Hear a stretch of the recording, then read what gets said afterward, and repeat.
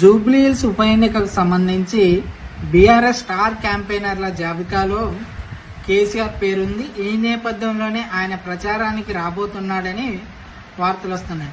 అయితే జూబ్లీహిల్స్లో ప్రచారం చేయడానికి రెడీ అవుతున్న కేసీఆర్ ప్రజా సమస్యలపై ఎందుకు స్పందించట్లేదు, ప్రభుత్వాన్ని ఎందుకు ప్రశ్నించట్లేదు? ప్రతిపక్ష నేతగా ఉన్న కేసీఆర్ ప్రజా సమస్యలపై పోరాడాలిగా, ప్రశ్నించాలి కదా. ఎన్నికలంటే ప్రచారానికి వస్తున్న కేసీఆర్ ప్రజల సమస్యలపై ఎందుకు మాట్లాడట్లేదు?